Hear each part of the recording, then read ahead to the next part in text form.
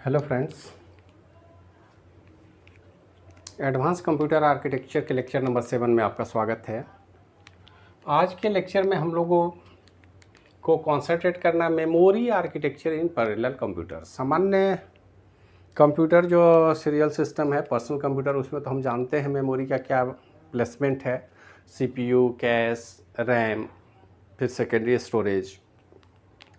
लेकिन यहाँ पर मेमोरी का अरेंजमेंट कैसे किया जाए, पैरेलल कंप्यूटर के डिज़ाइनिंग में हार्डवेयर लेवल पर जब हम डिज़ाइन करेंगे तो मेमोरी का क्या पोजीशन होगा, कैसे हम एडजस्ट करेंगे, उसी पर डिस्कशन है आज का।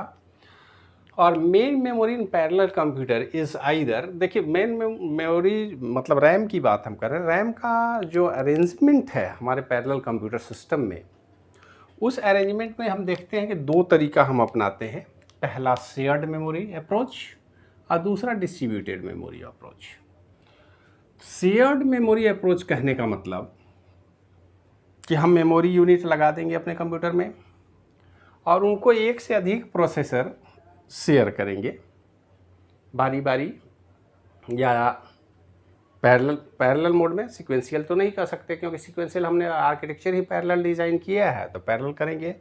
कई बार मेमोरी का अलग अलग ब्लॉक बना देते हैं, जैसे मान लेते हैं अलग अलग प्रोसेसर है तो shared memory 1, shared memory 2, shared memory 3, up to share memory N processor के लिए एन अलग अलग सेपरेट ब्लॉक है, लेकिन फिजिकली ये सारे एक ही मेमोरी है, इसलिए इसको हम शेयर्ड मेमोरी कह रहे हैं। तो शेयर्ड मेमोरी अप्रोच में क्या है कि further classification of in 3 groups. इस शेयर्ड मेमोरी अप्रोच पर भी जब कंप्यूटर डिज़ाइन करने की बात होती है तो हम इसको 3 ग्रुप में डिवाइड करते हैं। और सबसे पहला ग्रुप है uniform memory access. Uniform memory access कहने का मतलब इक्वल एक्सेस टाइम, हर मेमोरी में एक्सेस करने का टाइम बराबर लगेगा। मेमोरी में हर प्रोसेस अपने अपने ब्लॉक में डेटा को रखेंगे, अब पैरेलल उनको एक्सेस करेंगे। स्वाभाविक है कि एक्सेस टाइम तो बराबर लगेगा, एक बराबर समय लगेगा। और इसमें आईओ ब्लॉक भी हमारे पास लगे हुए हैं।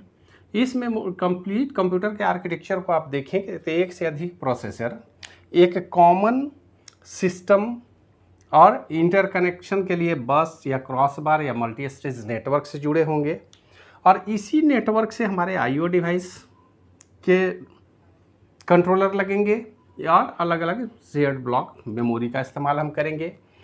और यूनिफॉर्म मेमोरी एक्सेस की जब बात होती है तो इस पर बेस्ड हम 2 तरीके से कंप्यूटर डिज़ाइन कर सकते हैं।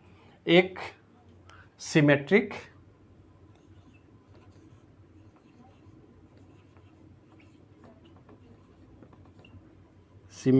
Multi processor,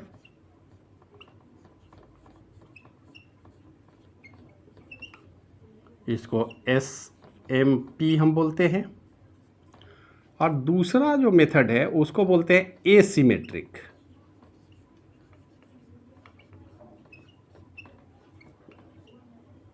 multi processor.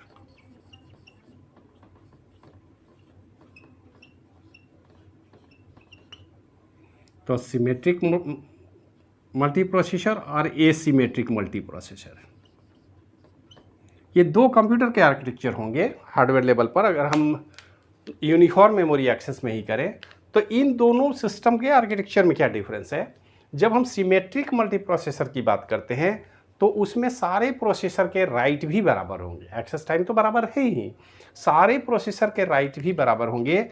हर प्रोसेसर से समान रूप से मेमोरी को एक्सेस करेगा, समान रूप से आईओ डिवाइस को एक्सेस करेगा। तो इसको हम लोग बोलते हैं symmetric multi processor system, uniform memory access computer. और दूसरा एसिमेट्रिक मोड है। एसिमेट्रिक मोड में बेसिक देखिए डिफरेंस क्या है कि अगर हम उसको बनाना चाहें तो ज़रा सा इसको अभी हम रब कर लेते हैं।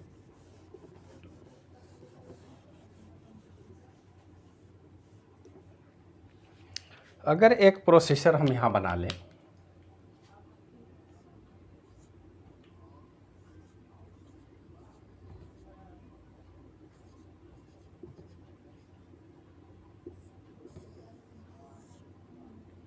ये प्रोसेसर हम M इसका नाम दे दें, और ये प्रोसेसर बाकी के प्रोसेसर से अलग अलग राइट अगर हम दे दें, एसिमेट्री का मतलब है कि कई बार क्या होता है कि यहाँ पर सारे प्रोसेसर का पैरेलल राइट इक्वल राइट है, लेकिन यहाँ पर इक्वल राइट नहीं होता है। यहाँ पर हो सकता है कुछ प्रोसेसर को हम सीधे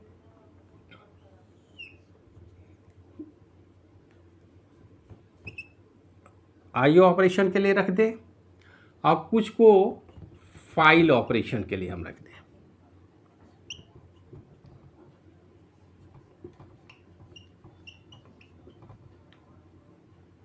तो इस तरह का अगर कॉन्सेप्ट हम डेवलप कर ले प्रोसेसर में, तो इसको हम बोलते हैं एसिमेट्रिक मल्टी प्रोसेसर। मतलब सिमेट्रिक मल्टी प्रोसेसर में अलग अलग प्रोसेसर के इक्वल राइट हैं, सारा काम वो एक बराबर से करेंगे और कंप्यूटर की प्रोसेसिंग एक समान होगा। जबकि एसिमेट्रिक मल्टी प्रोसेसर में कुछ डेडिकेटेड प्रोसेसर रखेंगे और कुछ की प्रायोरिटी हो सकता है अलग हो। एक ऐसा प्रोसेसर भी हम लगा सकते हैं जो बाकी के प्रोसेसर को कोऑर्डिनेट करेंगे, कौन सा क्या काम करेगा इसको देखने के लिए अलग से हमने प्रोसेसर लगा रखा है।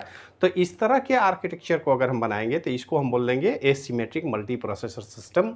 लेकिन इन दोनों ही प्रोसेसिंग में हमारे यूनिफॉर्म मेमोरी एक्सेस राइट है, यूनिफॉर्म तरीके से सारे मेमोरी लोकेशन को एक्सेस किया जाएगा। और ये सबसे ज़्यादा पॉपुलर पैरेलल कंप्यूटर का आर्किटेक्चर है। और दूसरे आर्किटेक्चर पर डिस्कशन करें उससे पहले इसको ज़रा हम मिटा लेते हैं, तो फिर आगे कंटिन्यू करते हैं।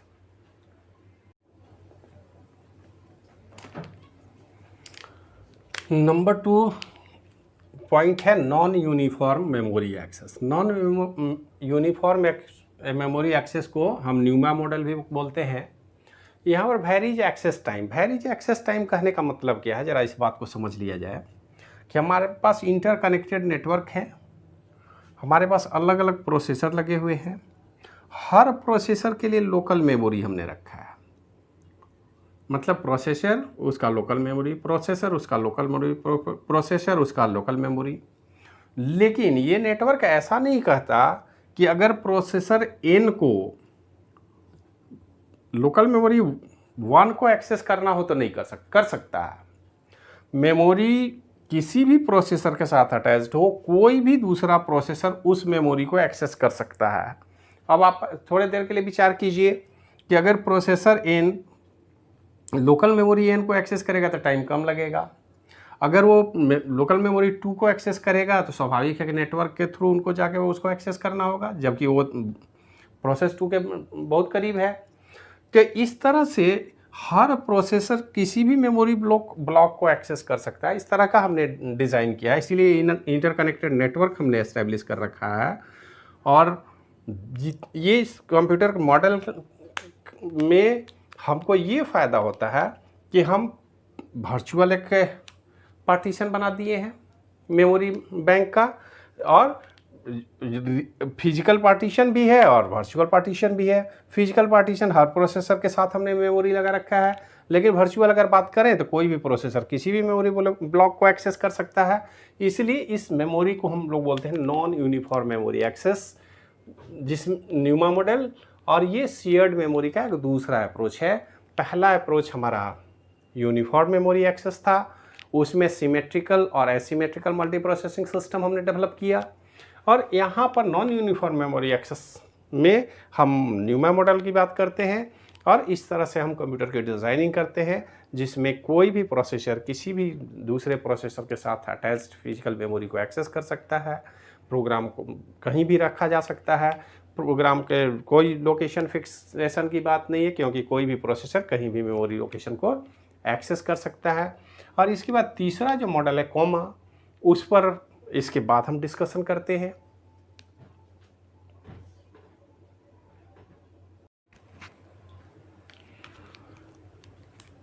शेयर्ड मेमोरी में तीसरा कॉन्सेप्ट है कैश ओनली मेमोरी आर्किटेक्चर, जिसको कोमा मॉडल बोलते हैं। इसमें local memory converted to cache memory NUMA model का ही स्पेसिफाइड वर्जन है। न्यूमा मॉडल में हमने क्या किया था, प्रोसेसर के साथ उसका मेमोरी अटैच कर दिया था और फाइनली उसको फिर ग्लोबल लेवल पर शेयरेबल कर दिया था। यहाँ पर हर प्रोसेसर के साथ हमने कैश मेमोरी अटैच कर दिया, जो लोकल मेमोरी था वो उसकी जगह पर कैश आ गया। और ये अपना डायरेक्टरी स्ट्रक्चर है, ये सिस्टम का, और फाइनली इंटरकनेक्शन नेटवर्क के साथ ये जुड़े हुए हैं। इस आर्किटेक्चर में चूँकि हमने हर प्रोसेसर के साथ कैश जोड़ दिया तो स्पीड इसकी बढ़ गई, ये ज़्यादा एक्टिव हो गया और इनको आसानी से मैनेज किया जा सकता है। डायरेक्टरी स्ट्रक्चर से हमको फाइल को एक्सेस करने में सुविधा हो जाती है। तो हर सिस्टम मॉडल, हर प्रोसेसर मॉडल के साथ उसके जितने भी सॉफ्टवेयर या लिस्ट ऑफ आर्टिकल हैं उनकी डायरेक्टरी उनके साथ अटैच्ड है। कैश मेमोरी हमने लगा रखा है और इंटरकनेक्शन नेटवर्क के साथ ही जुड़े हुए हैं।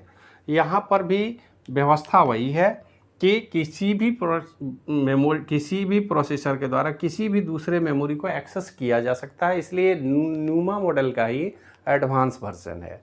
तो न्यूमा मॉडल को थोड़ा सा और एडवांस करके हमने कॉमा बनाया है, कैश ओनली मेमोरी आर्किटेक्चर। और यहाँ पर एक मॉडिफिकेशन केवल हमने किया कि जो मेमोरी हम उसके साथ लगाते हैं उसमें हाई स्पीड मेमोरी हमने लगा दिया, कैश मेमोरी लगा दिया हर प्रोसेसर के साथ, और फाइनली डायरेक्टरी है और अब मेमोरी शेयरेबल है। इसलिए शेयर्ड मेमोरी आर्किटेक्चर में हमने 3 तरह के मशीन देखे, UMA मॉडल, NUMA मॉडल और COMA मॉडल। और इन्हीं तीनों मॉडल पर बेस्ड कोई भी पैरेलल कंप्यूटर डिज़ाइन किए जाएंगे। पैरेलल कंप्यूटर इससे अलग डिज़ाइन नहीं किए जाएंगे।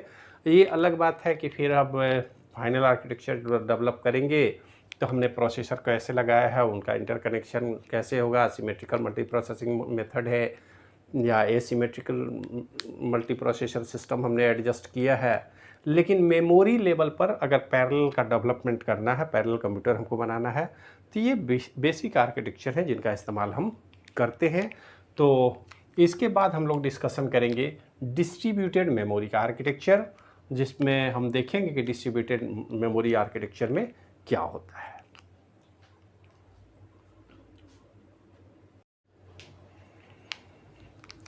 तो main memory in parallel computer में नंबर 2 है डिस्ट्रीब्यूटेड मेमोरी। डिस्ट्रीब्यूटेड मेमोरी का कॉन्सेप्ट देखिए क्या है कि डिस्ट्रीब्यूटेड मेमोरी में यहाँ पर हर माइक्रो प्रोसेसर के साथ मेमोरी, अब मेमोरी ही नहीं अगर हम कहें तो इसमें मेमोरी के साथ IO डिवाइस भी जुड़ा हुआ है।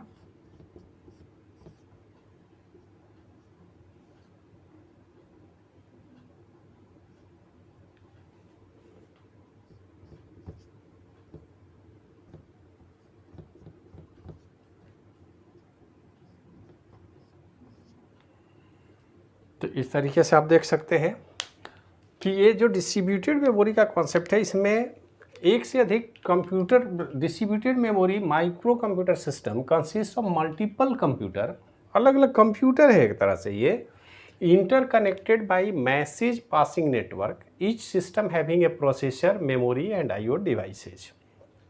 हर सिस्टम के साथ अपना प्रोसेसर है, अपना मेमोरी है, अपना IO डिवाइस है। आप एक तरह से बोल सकते हैं कि ये कंप्लीट वर्कस्टेशन है, एक कंप्लीट PC है। और यहाँ पर हमने PC1, PC2 up to N हो सकता है, यहाँ भी अप टू N हो सकता है। ये अनलिमिटेड है, कितना जितना सिस्टम हम चाहें लगा सकते हैं। और इनके बीच ये जो यूनिट है इसमें मैसेज पासिंग इंटरकनेक्शन नेटवर्क। अब इसमें एक बच्चों को कन्फ्यूजन होती है कि कहीं ये कंप्यूटर का लोकल एरिया नेटवर्क तो नहीं हो गया या वाइड एरिया नेटवर्क तो नहीं हुआ, क्योंकि वाइड एरिया नेटवर्क में भी आप इसी तरह का व्यवस्था पाएंगे। ताकि पैरेललिज्म कैसे हुआ, पैरेलल कंप्यूटर का आर्किटेक्चर कैसे हुआ। तो यहाँ पर ये जो फिजिकल स्ट्रक्चर आप देख रहे हैं, ये भले ही आपको नेटवर्क का पार्ट लगे, लेकिन ऐसी बात है नहीं। यहाँ पर जो प्रोग्राम हम रन करते हैं वो एक्चुअल में डिस्ट्रीब्यूटेड मोड में होते हैं। यहाँ सॉफ्टवेयर पैरेललिज्म का कॉन्सेप्ट ज़्यादा काम करता है अगेंस्ट ऑफ हार्डवेयर नेटवर्क। यहाँ पर ये सारे प्रोसेसर एक कॉमन काम कर सकते हैं। अंतर इतना ही है कि ये जो माइक्रो प्रोसेसर, इनका अपना सेपरेट मेमोरी और IO है। अब कोई भी माइक्रो प्रोसेसर दूसरे माइक्रो प्रोसेसर के मेमोरी को एक्सेस राइट नहीं है यहाँ, ये इसको एक्सेस नहीं कर सकता, इसके IO डिवाइस को ऑपरेट नहीं कर सकता। इस माइक्रो प्रोसेसर का अपना है, हर माइक्रो प्रोसेसर का अपना है, ये कंप्लीट सिस्टम इंडिपेंडेंटली काम करता है। आपको कोई अगर रिक्वेस्ट चाहिए इस सिस्टम से तो आप through message passing interconnection network message भेजिए, इस मेमोरी में अगर कोई डेटा है तो उसको एक्सेस करने का राइट सिर्फ इसी माइक्रो प्रोसेसर का है। मतलब हर माइक्रो प्रोसेसर अपना separate memory, separate IO controller, IO device रखता है और ये इंफॉर्मेशन शेयर करते हैं। और इस इंफॉर्मेशन में यहाँ पर सॉफ्टवेयर पैरेललिज्म की हम बात करते हैं। इस तरह के प्रोग्राम बनाए जाते हैं जो अलग अलग प्रोसेस मॉडल में काम कर सकते हैं। अलग अलग पैरेललिज्म का कॉन्सेप्ट इसमें लगाया जाता है, इसलिए इसको हम लोग बोलते हैं डिस्ट्रीब्यूटेड कंप्यूटर सिस्टम।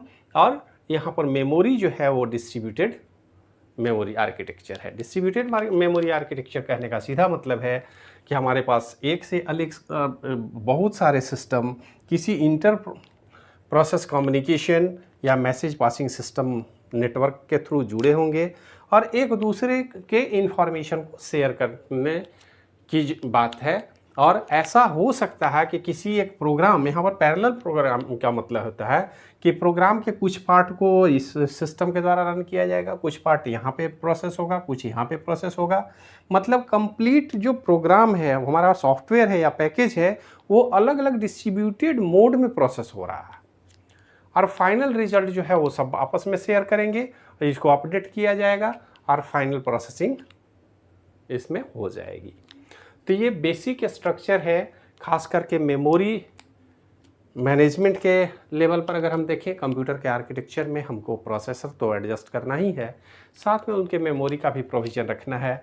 और आप ये पहले जब भी पैरेलल कंप्यूटेशन की बात होगी, पैरेलल कंप्यूटेशन मॉडल की बात होगी, तो आप ये जानने की कोशिश करेंगे कि आखिर किस तरह का हमारा पैरेलल कंप्यूटराइजेशन है, या वो यूएमए मॉडल है, न्यूमा मॉडल है, या कॉमा मॉडल है, या फिर डिस्ट्रीब्यूटेड मॉडल है। और यही चार मॉडल सबसे ज़्यादा पॉपुलर हैं। इन्हीं चारों मॉडल के सहयोग से हम पैरेलल कंप्यूटेशन की बात करते हैं। और पैरेलल कंप्यूटेशन कहने का मतलब माइक्रो प्रोसेसर को जब हम mini computer, main frame computer या सुपर कंप्यूटर में बदलते हैं, तो यही सब आर्किटेक्चर और ये डिज़ाइन हमारे काम आते हैं। ऐसा नहीं है कि सुपर कंप्यूटर का मतलब ऐसा प्रोसेसर बना दिए जो अभी 4 गीगाहर्ट्ज़ का प्रोसेसर i7 है तो हमने 4.9 टेराहर्ट्ज़ का प्रोसेसर बना दिया, 64 बिट के जगह पर 1024 बिट का वर्ड लेंथ बना दिया। ऐसा कुछ नहीं करते हम। Number of processor, memory module और इनका इंटरकनेक्शन सिस्टम और सॉफ्टवेयर का डेवलपमेंट, इन सब को जब धीरे धीरे डेवलप करते हैं तो हमारा बड़ा से बड़ा कंप्यूटर का आर्किटेक्चर डिज़ाइन होता है। और उसके आधार पर जब हम कंप्यूटर डिज़ाइन करते हैं तो हमारा पैरेलल कंप्यूटेशन तैयार होता है। और हार्डवेयर कंप्यूटेशन अगर पैरेलल कंप्यूटेशन में हार्डवेयर लेवल की हम बात करें, हार्डवेयर डेवलपमेंट की बात करें, तो हमने तमाम तरह के प्रोसेसर डिज़ाइन किए हैं और उनके पैरेलल ऑर्गेनाइजेशन, जिसमें मेमोरी को शेयर करने की बात है, आईओ डिवाइस को शेयर करने की बात है, इन सब की डिज़ाइन हम इस तरह से करेंगे कि हम आसानी से उनको रिसोर्स को या फिर फाइल को, अपने सॉफ्टवेयर को, डेटाबेस को ईजिली हम शेयर करके बहुत बड़े बड़े डेटाबेस को सेपरेट यूनिट में बना करके उनकी प्रोसेसिंग हम करते हैं, ताकि हमारा प्रोसेसिंग बहुत फास्ट हो जाए, हमारा काम बहुत आसान हो जाए। हम इस तरह से पावरफुल कंप्यूटर बना पाने में सक्षम हो पाते हैं। तो आज का लेक्चर जो हमारा था memory architecture in parallel computer, तो इसमें विशेष करके इन दोनों मॉडल को आप ध्यान में रखेंगे, शेयर्ड मेमोरी अप्रोच और डिस्ट्रीब्यूटेड मेमोरी अप्रोच। यही दो मॉडल हैं जिस पर हम कंप्यूटर के डेवलपमेंट की बात करते हैं। तो आज के वीडियो लेक्चर में इतना ही छोड़ते हैं। कुछ अगले वीडियो लेक्चर में फिर कुछ और सब्जेक्ट पर डिस्कशन करेंगे। आज के लिए इतना ही। वीडियो देखने के लिए धन्यवाद।